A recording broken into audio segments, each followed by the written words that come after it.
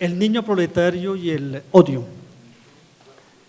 El niño proletario es el título de un cuento del escritor argentino Osvaldo Lamborghini, escrito en 1973.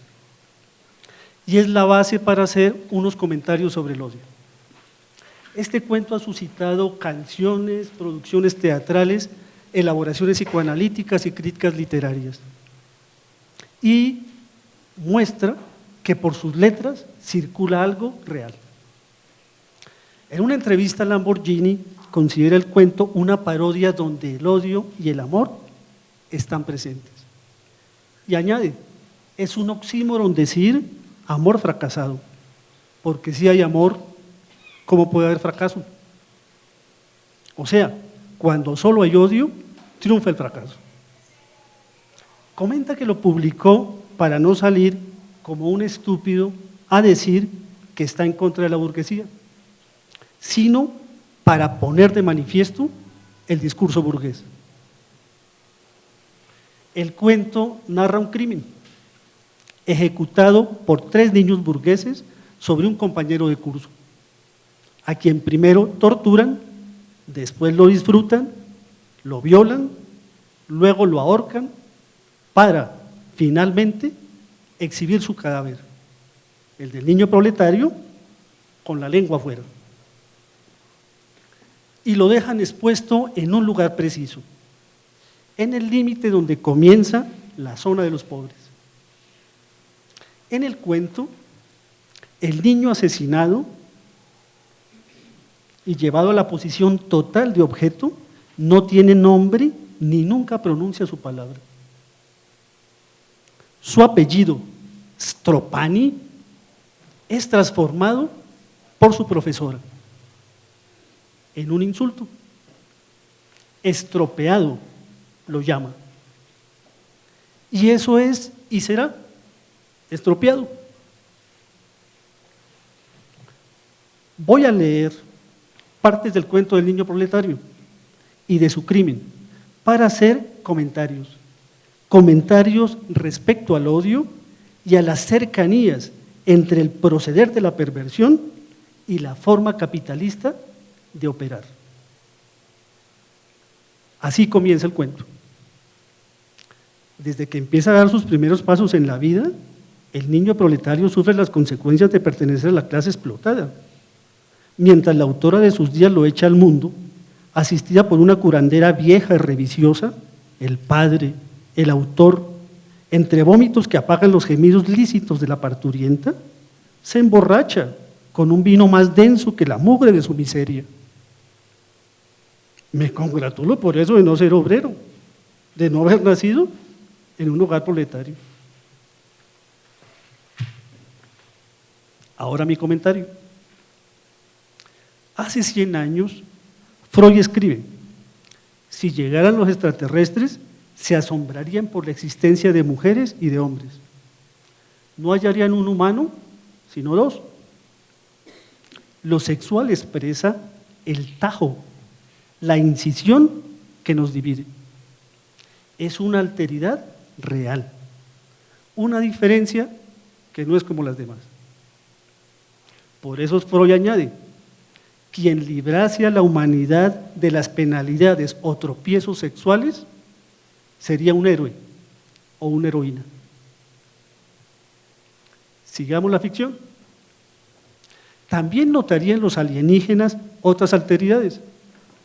Notarían la diferencia generacional, cuya encarnación es el niño y la niña. La simbólica, referida al salvaje o al extranjero. La física, las alteraciones corporales. Y también se darían cuenta de la alteridad radical, la de la muerte.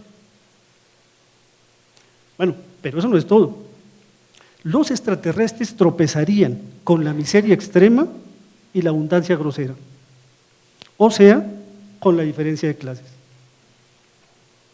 Frente a la misma, quizás se pregunten, ¿es insuperable? ¿O será una penalidad salvable?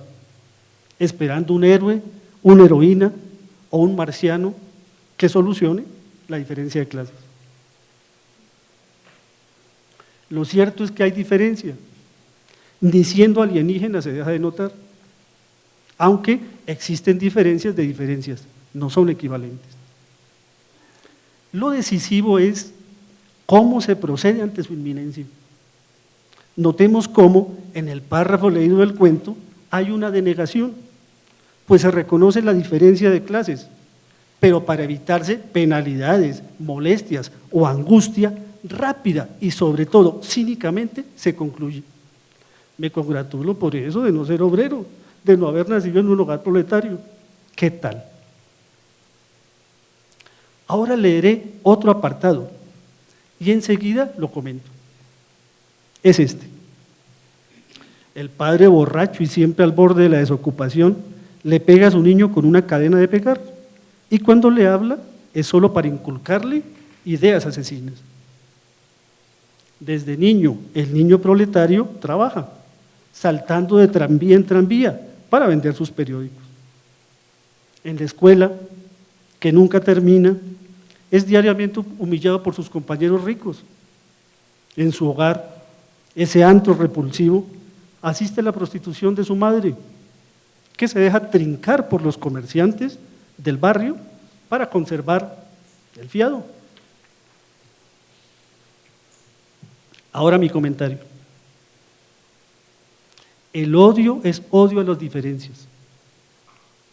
Y en lo cotidiano, dice Lacan, se reviste de muchos pretextos, encuentra racionalizaciones sumamente fáciles, como las dos descripciones que hemos escuchado, y son de una enorme eficacia. En el cuento se da la impresión de consideración ante la miseria, se la reconoce, por supuesto, pero para instaurar un cinismo cómico comerciante. Es un proceder como el del cálculo de la explotación de goce en la perversión, y parecido también a la sonrisa de satisfacción del capitalista cuando nota lo ganado, el plus valor, como le dice Marx. La pluma de Lamborghini va por sendas de Lacan y Marx, pues se trata de sumar un más de satisfacción frente al menos de pérdida estructural, frente a la imposibilidad de el goce, que es el precio que se paga por estar vivo. Notémoslo, no es solo reificación del trabajo, ni explotación, sino producción de desocupados, de deudas y de un cobro en más. En este caso, sexo materno casero. Es operar para superar lo sádico, pues en SADE hay prohibiciones. La madre, por ejemplo, está velada, cocida y prohibida. Lo burgués, lo capitalista, opera en cambio a un esfuerzo más, a franquear o violar la dimensión del prójimo en tanto inminencia intolerable del goce. Bueno, hasta aquí podemos ir notando cómo en el cuento se ve la cara más cruda del engranaje de explotación burguesa sobre el cuerpo proletario. Así lo escribe Tomás Otero en 3 ensayos sobre la perversión. Ahora quisiera leer otra parte del cuento, esa donde le colocan el apodo que adquiere valor de insulto. Es esta. En mi escuela teníamos a un niño proletario, Stropani era su nombre, pero la maestra de inferior se lo había cambiado por el de estropeado. A rodillazos llevaba la dirección a estropeado. Cada vez que, filtrado por el hambre, estropeado, no acertaba a entender sus explicaciones. Nosotros nos divertíamos en grande. Evidentemente, la sociedad burguesa se complace en torturar al niño proletario, esa baba, esa larva criada en medio de la idiotez y del terror. Ahora mi comentario. Aquí se nota la diversión con lo que estropea la unidad, la común unidad. Al diferente no se lo acepta, se le odia, como pasa en tantos sitios, incluidas las escuelas. El apodo estropeado, por ejemplo, es fabricado por quien representa el saber, la profesora, la que sabe cómo jugar con las letras a la hora de ofender. En esa fabricación, el odio es como un combustible, una materia prima. La suposición de saber, en cambio, nutre el amor, concita un lazo al ubicar la dirección e intención de la palabra. Por ejemplo, cuando le cantamos o hablamos a nuestra prole, es porque allí suponemos un destinatario digno, amable. El odio, en cambio, se enriquece con la destitución del saber. En la parte que acabamos de leer del cuento, es evidente cómo estropeado ni siquiera se le atribuye la posibilidad de aprender. Es como si le aplicaran lo que hacen los dementores. Esos personajes de Harry Potter que acaban con la felicidad, quitan entonces las vestiduras imaginarias y simbólicas, desnudan lo real. En este caso, esta dementoría la realizan la profesora, las niñas y los niños, sirvientes en este caso de la razón burguesa. Es un servilismo, y en eso hay cercanía entre lo perverso y lo capitalista, pues ambos se tiranizan para sostener el lugar de un otro, que saben es como cualquiera, desposeído, pero lo dotan y pretenden hacerlo consistir. ¿Cuál invulnerable? El insulto sirve a esos fines, es decir, a la conservación del statu quo. El modus operandi del insulto es similar al tratamiento de las basuras, de los excrementos y de las desapariciones, incluidas las estatales, donde todo ha de quedar tapado. Es una lógica anal que huele a moralismo rancio y a un estilo masoquista de disponer al sujeto cual objeto de satisfacción. Este proceder es de otro nivel en estos tiempos. Así lo indican la limpieza social sistemática, el odio clasista, insultando para mentar el ser, con nombres como pichurrias, desechables, guisos, y los que no sabemos, y que apuntan al exterminio de lo distinto, de la disidencia. El insulto mienta el ser de goce, o sea, a lo insoportable, a eso de lo cual no se quiere saber y se busca eliminar. La lista de insultos es vieja, renace, se reproduce y nunca muere. Es infinita, pues siempre se puede agregar uno. En la lista están los indios, los leprosos, los sifilíticos, los lumpenproletarios, y pongamos allí a los estropeados. El insulto siempre une algo inconfesable con algo horroroso. Y es una orden a ser ejecutada por quien completa el mensaje. En esa orden hay un maniqueísmo, un bien y un mal. En el cuento, pues es evidente que los ejecutores son los tres buenos muchachos sobre el niño proletario. Aquí otro comentario más. El cuento muestra el paso del carcelazo al exterminio del proletario. Es así. En un momento el proletario encarnó al héroe, la heroína o el marciano que prometía resolver el problema de la diferencia de clases, de acuerdo con lo que proponía Marx. Y el movimiento consiste en pasar del cuerpo vivo del proletario en la cárcel, pero vivo, al cadáver expuesto en la calle, por ejemplo. Un cuento como El niño proletario muestra entonces el momento de ese paso y de la dificultad actual para asumir la vivencia del odio en lo que tiene de más ardiente. ¿Por qué? Porque ya de sobra somos una civilización del odio. ¿Acaso no está ya bien desbrozada entre nosotros la pista de la carrera de la destrucción? Pregunta Lacan. Es decir, la destrucción y su aumento facilita otra extinción subjetiva, la de la vivencia quemante del odio. Y entonces podríamos decir que el imperativo de ese exterminio es algo como a estropear.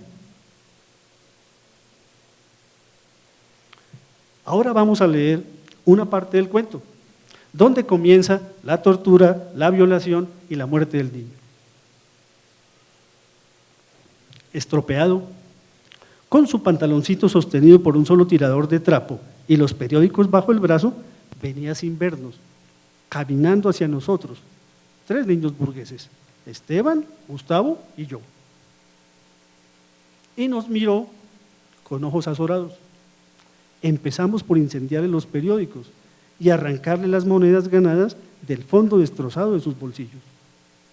Estropeado nos miraba, inquiriendo con la cara blanca de terror. Oh, por ese color blanco de terror en las caras odiadas, en las fachas obreras más odiadas, por verlo aparecer sin desaparición, nosotros hubiéramos donado nuestros palacios multicolores. Ahora mi comentario. En el discurso burgués o modo capitalista se arrasa con eso con lo cual se trata de hacer un lazo, el trabajo y algo en los bolsillos. Pero hay algo más. También se busca fabricar un terror y sobre todo mantenerlo. Y si para eso hay que renunciar a los palacios multicolores, el trío de buenos muchachos trabajan cual condenados para el sostén del régimen. Y son entonces cruzados o mártires al decir de Lacan. Este proceder es como copiado de la perversión, donde la división subjetiva en tanto target solo dura un tris, está condenada a desaparecer por el trabajo del inconsciente. Estropeado, colocado totalmente de objeto, ilustra muy bien cuál es la pareja, o mejor, el parejo capitalista. Lo hemos repetido aquí, el objeto. La perversión, como el modo neoliberal, también fracasa por estructura, porque no se puede devolver lo que no hay, ni habrá, el goce del objeto. Hay una diferencia importante entre el proceder sádico y la operación capitalista. La diferencia es que el sádico necesita viva a la víctima para relanzar la tortura y sostener el deseo, que siempre es deseo de goce. Mientras que estos buenos muchachos del cuento son, como decimos, echados para adelante. Y ellos nos enseñan otra cosa, que un proletario no se necesita vivo, puede ser reemplazable por otro, como un repuesto. Se estropea uno y se pone otro, hasta que se estropee. Otra precisión más es la siguiente.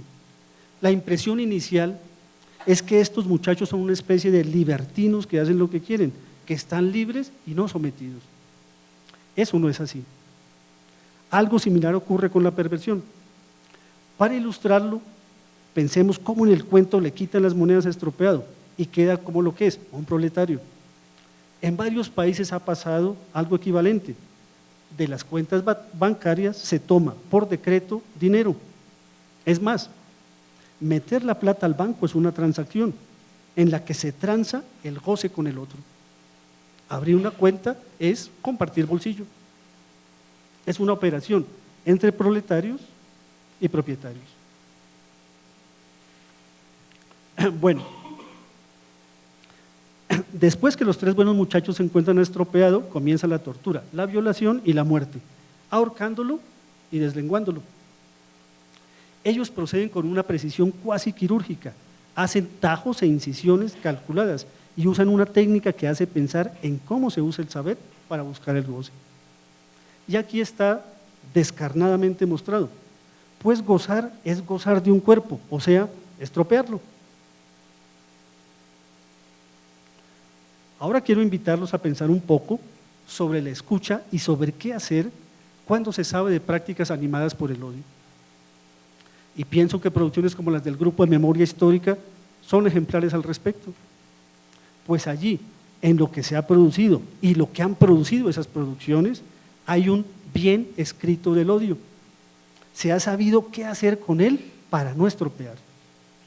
Empero, esa labor crucial de la cual podemos tomar nota, hecha por quienes provienen de otra escuela y de otras herencias proletarias, esa labor ahora está amenazada, se la estropea, sin mucho estropicio, con poco alboroto, acaso por buenos muchachos, haciendo la tarea, borrar, borrar y borrar. Sigamos con otro apartado del cuento, relacionado con el derecho, aclarando que el derecho implica no solo la restricción del goce, sino que su otra cara es que el derecho es siempre derecho al goce o estropeo.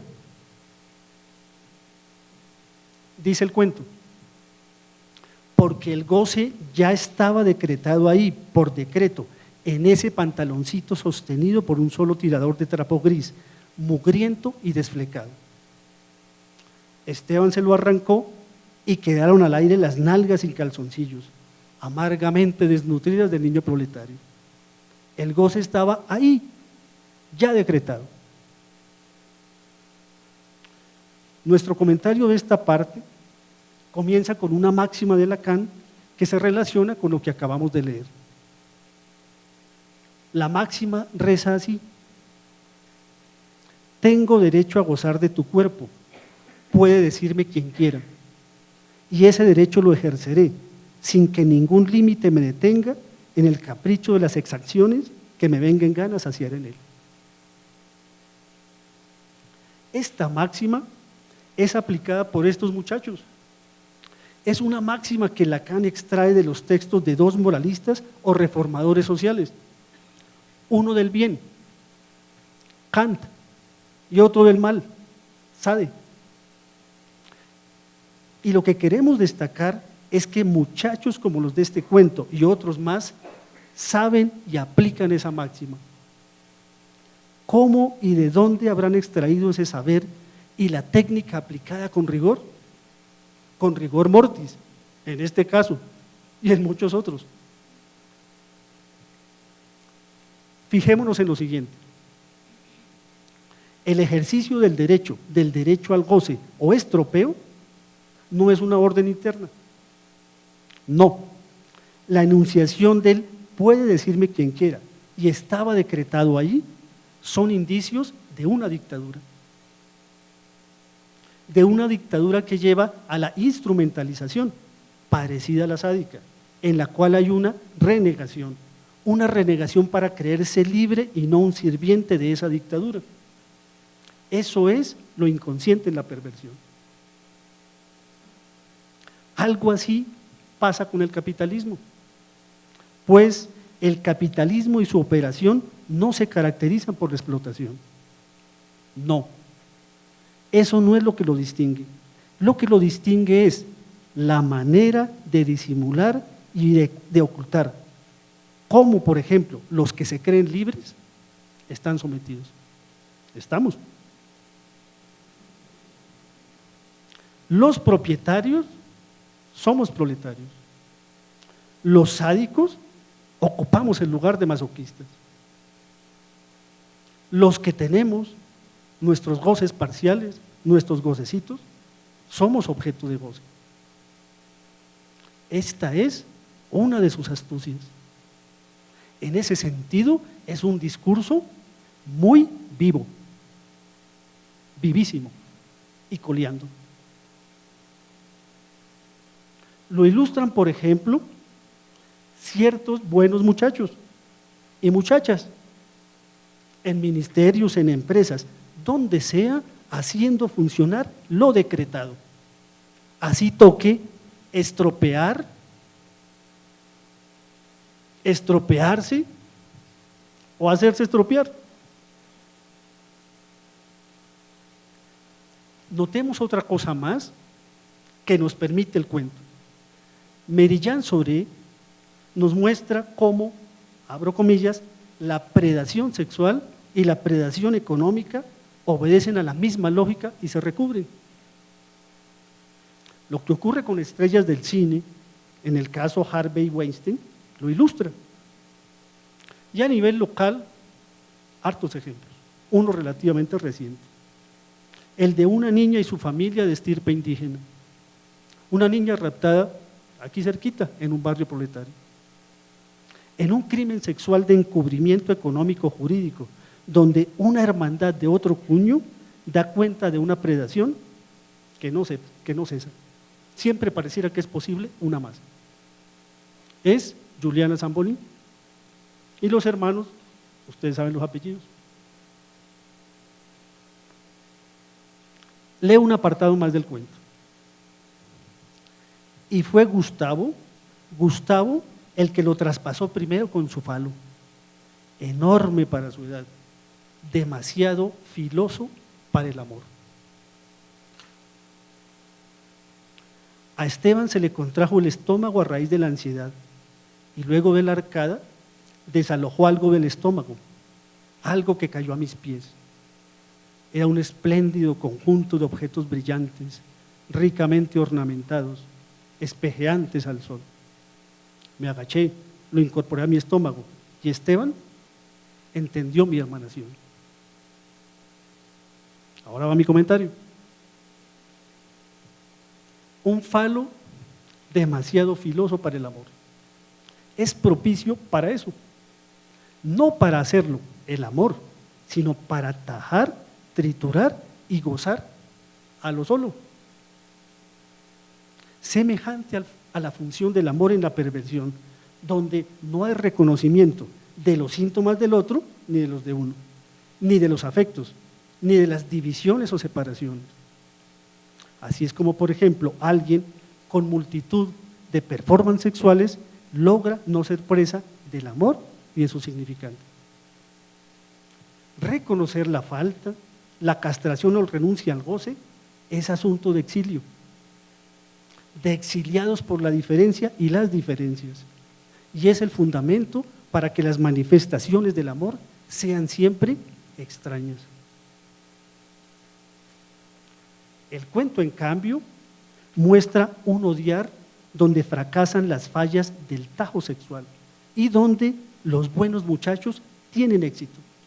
Tienen éxito para ser escoria capitalizable, detritus, y para amar solo lo igual que los hermana, no lo que diferencia. La alusión al detritus está en dos partes del cuento.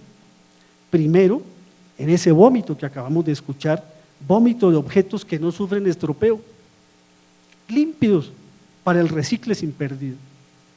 La perversión, como el sistema capitalista, tiene la cínica capacidad para transformar lo que se vuelve resto o desecho en un objeto rentable, valioso a la luz del mercado, capitalizable. Esa es la cita del mismo Otero.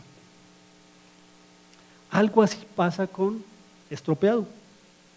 Una vez ahorcado y deslenguado, hecho literalmente infans, o sea, sin lengua, palabra ni voto, y se lo deja en el límite de las dos zonas, la burguesa y la proletaria. Esta táctica exhibicionista de colocar un cuerpo técnicamente desollado, cual ternero, apunta a un espectador y a la mirada. Lo pone al goce, a la enseñanza, a la producción y mantenimiento de terror, en fin, a, como dice el mismo Otero, una mirada que en este punto no tiene párpados. Para ir cerrando,